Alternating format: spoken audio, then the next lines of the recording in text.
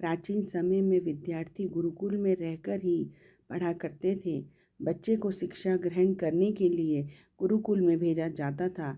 बच्चे गुरुकुल में गुरु के सानिध्य में आश्रम की देखभाल किया करते थे और अध्ययन भी किया करते थे।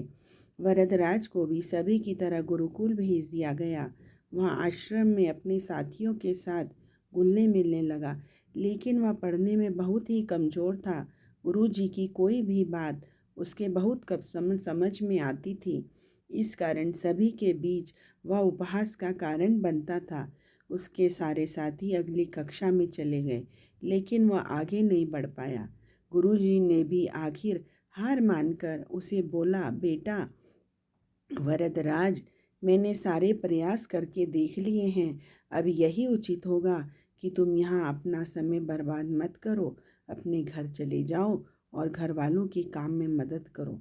वरदराज ने भी सोचा कि शायद विद्या मेरी किस्मत में नहीं है और भारी मन से गुरुकुल से घर के लिए निकल गया।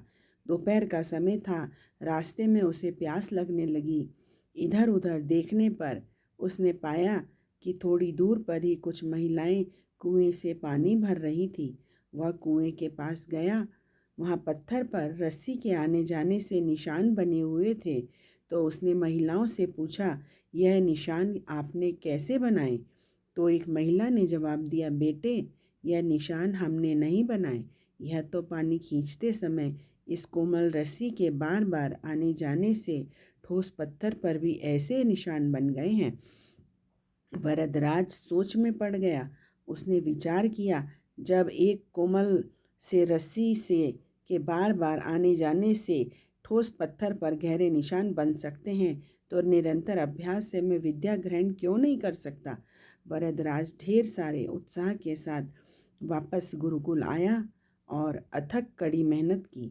गुरुजी ने भी खुश होकर भरपूर सहयोग किया।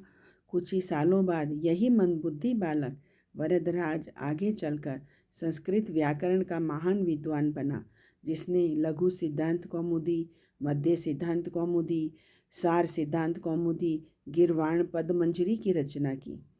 बच्चों, इस कहानी से हमें शिक्षा मिलती है कि शक्ति और अभ्यास का तो कहना ही क्या, अभ्यास की शक्ति का तो कहना ही क्या है।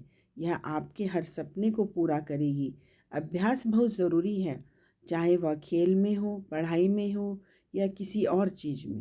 बिना अभ्यास के आप सफल नहीं हो सकते। अगर आप बिना अभ्यास के केवल किस्मत के भरोसे बैठे रहोगे, तो आखिर में आपको पछतावे के सिवा और कुछ भी हाथ नहीं लगेगा।